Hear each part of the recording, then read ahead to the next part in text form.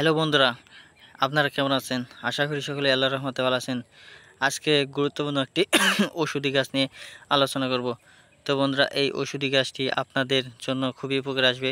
যদি বন্ধুরা এই গাছটি যদি আপনারা বিশ্বাস করে পূর্ণ নিয়মভাবে ব্যবহার করতে পারেন এবং কি সেবন করতে পারেন, তাহলে কিন্তু বন্ধুরা আপনারা কার্যকরী উপকার পেয়ে যাবেন।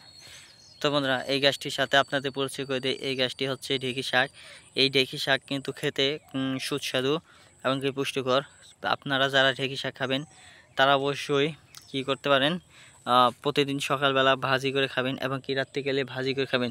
যদি বন্ধুরা প্রতিদিন সেবন করতে পারেন তাহলে কিন্তু বন্ধুরা আপনারা অনেক উপকার পাবেন। তার কারণ হচ্ছে যারা এই ঢেঁকি শাকগুলো সেবন করে তারাই কিন্তু উপকার পায়। তো বন্ধুরা, এই ঢেঁকি শাক এত পরিমাণ স্বাদ যে আপনাদের মুখের রুচি ফিরে আসবে এবং কি আপনারা যদি একবার খান তাহলে কিন্তু বারবার খেতে মন চাইবে। তো বন্ধুরা, এই ঢেঁকি শাক আপনারা কোন অংশে খাবেন? এই যে দেখতে পাচ্ছেন কচি কচি ডোকা, এই কচি কচি ডোকা বন্ধুরা আপনারা সেবন করবেন। তো বন্ধুরা, এই কচি কচি ডোকা ও পাতা আপনারা কী করবেন, বাড়িতে নিয়ে যাবেন।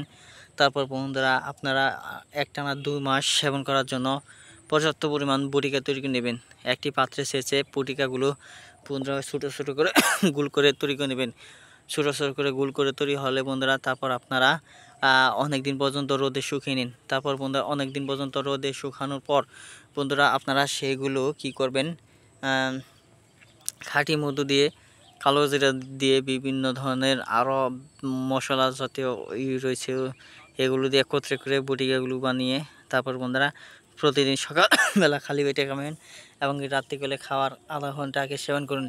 ইনশাল্লাহ একটানা যদি 2 মাস সেবন করতে পারেন তাহলে বন্ধুরা যদি আপনাদের গোপন সমস্যা যদি সমস্যা না হয় তাহলে বন্ধুরা আমাদেরকে জানান, আমরা কবিরাজি চিকিৎসা দিয়ে দেবো। তো বন্ধুরা, এই শাকটির নাম হচ্ছে কিন্তু ঢেঁকি শাক।